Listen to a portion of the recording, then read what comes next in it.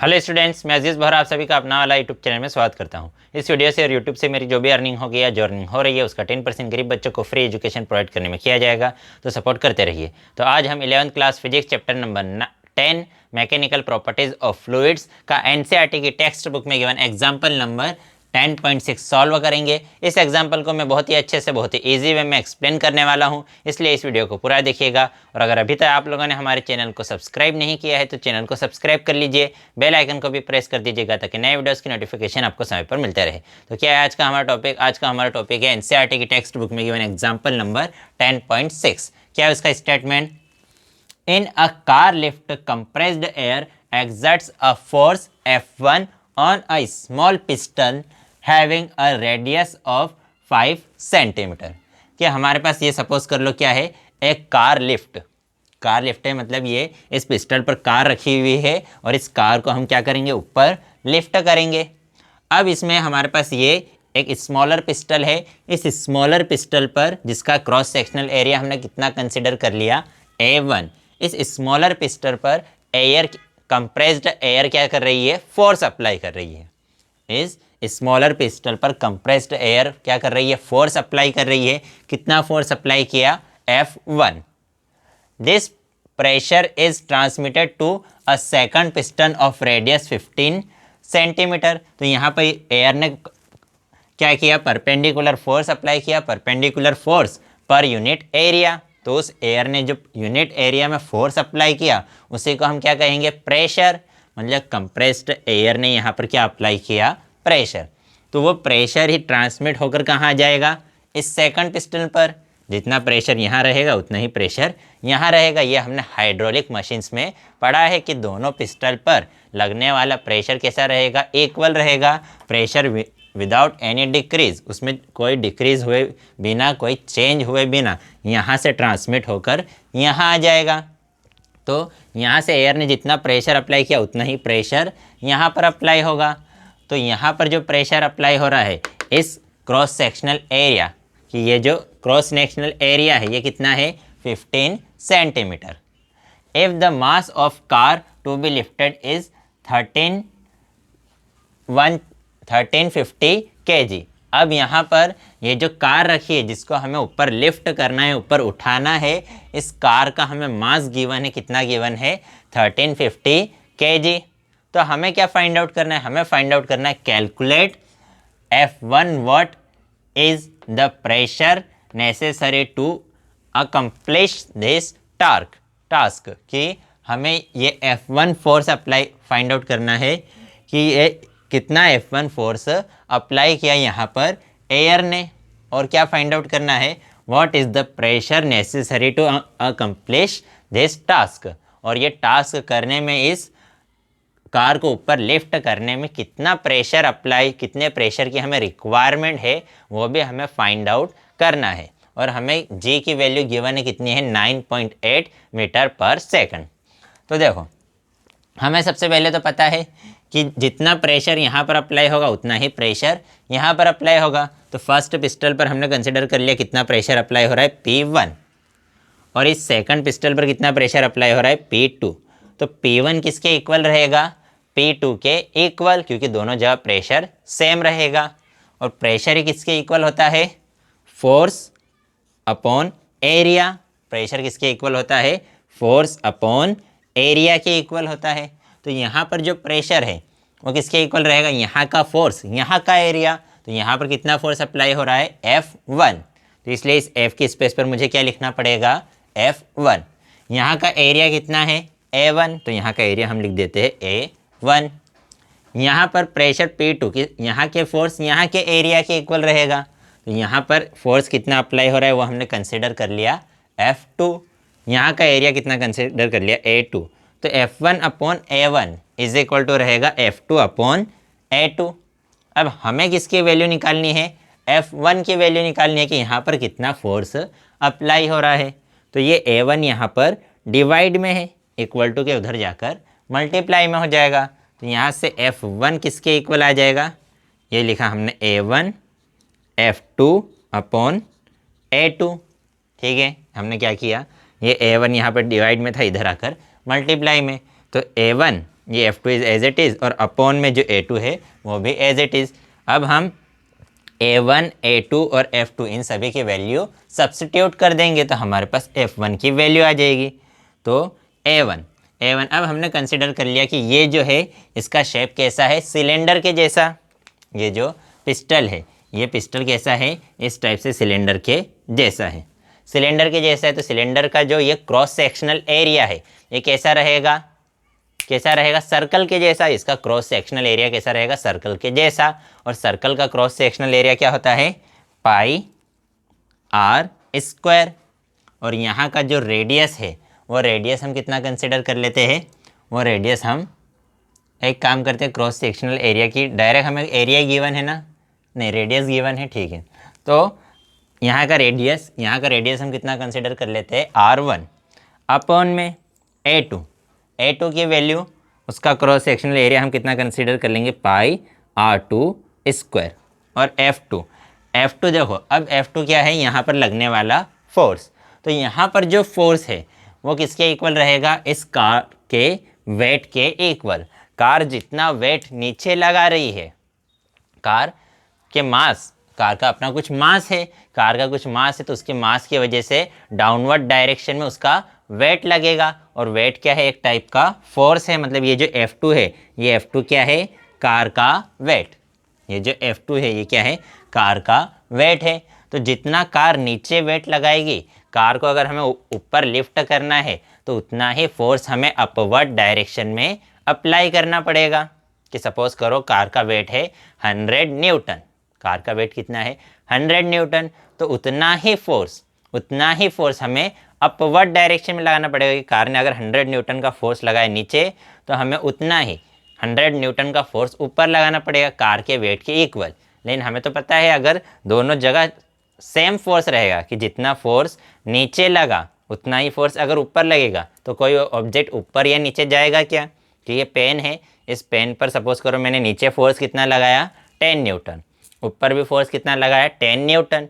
तो ये कार ना तो नीचे जाएगी ना तो ऊपर जाएगी। अब अगर कार को हमें ऊपर ले जाना है तो हमें क्या करना पड़ेगा, कार के वेट से थोड़ा सा ज़्यादा फोर्स ऊपर लगाना पड़ेगा। क्या करना पड़ेगा हमें, कार के वेट से थोड़ा सा ज़्यादा फोर्स कहाँ लगाएंगे, ऊपर। तो अगर कार का वेट 100 न्यूटन है, कार का वेट कितना है, 100 न्यूटन, तो हम उससे थोड़ा सा ज़्यादा फोर्स लगाएंगे, 100 न्यूटन, 100.1 न्यूटन। हम कितना फोर्स लगाएंगे, 100.1 न्यूटन। मतलब हमने अप्रोक्सीमेट जो फोर्स लगाया वो कार के वेट के इक्वल है। इसीलिए हम क्या कह देंगे, हम कह देंगे कि जितना कार का वेट नीचे है उतना ही F2 फोर्स हम ऊपर लगाएंगे, थोड़ा सा ज़्यादा लगाएंगे, हम उसको अप्रोक्सीमेट कार के वेट के इक्वल कंसिडर कर लेंगे। इसलिए हमने ऊपर फोर्स कितना लगाया, कार के वेट के इक्वल। मतलब F2 किसके इक्वल है, इक्वल ऑफ कार का वेट। तो कार का वेट इज इक्वल टू क्या होता है, mg। Weight is equal to कितना होता है, mg। तो कार का F इज इक्वल टू क्या रहेगा, mg। तो इसलिए F2 के स्पेस पर हमने क्या लिख दिया, mg। अब इस पाई से ये पाई क्या हो जाएगा, कैंसल। तो हमारे पास F1 इज इक्वल टू कितना आ जाएगा, F1 इज इक्वल टू आ जाएगा, ये क्या है, R1 स्क्वायर अपॉन में क्या है, R2 स्क्वायर। दोनों का स्क्वायर है, तो हम क्या लिख लेंगे, R1 upon R2 whole square लिख सकते हैं क्या। R1 का भी स्क्वायर है, R2 का भी स्क्वायर है, तो उसका होल स्क्वायर लिख दिया, इंटू M इंटू G। अब इन सभी की वैल्यू सब्सटीट्यूट कर देते हैं। R1 that means radius of first piston, वह हमें गिवन है, कितना गिवन है, 5 सेंटीमीटर।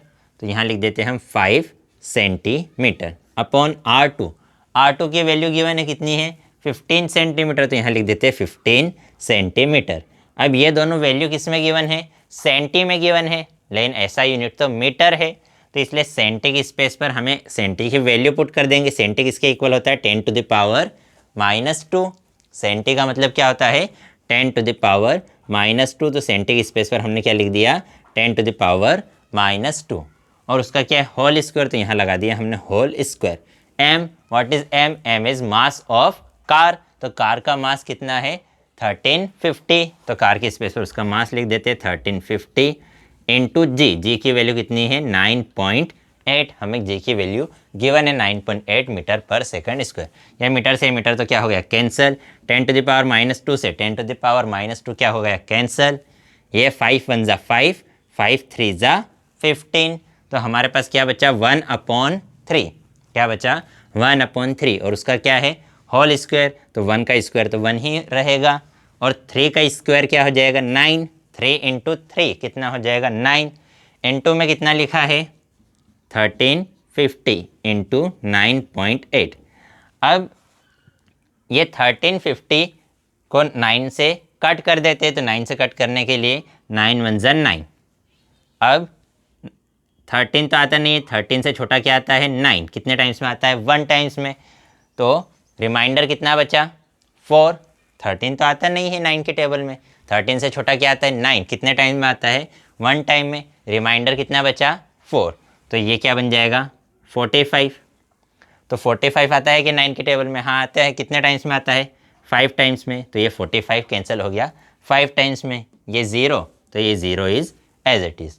तो 1350 को 9 से कैंसिल करेंगे तो कितने टाइम्स में कैंसिल होगा 150 टाइम्स में कैंसिल हो जाएगा, तो ये 150 × 9.8, तो अब यहाँ पर हम लिख देते हैं 150 को ही हम 15 × 10 और ये 9.8 इज़ एज इट इज़, ऐसा लिख सकते हैं क्या, 10 को 9.8 से मल्टीप्लाई करेंगे तो कितना आ जाएगा 98, 98 आएगा क्या, अब 98 को हम 15 से मल्टीप्लाई करेंगे तो हमारे पास वैल्यू आ जाएगी 1470, कितनी आएगी वैल्यू 1470।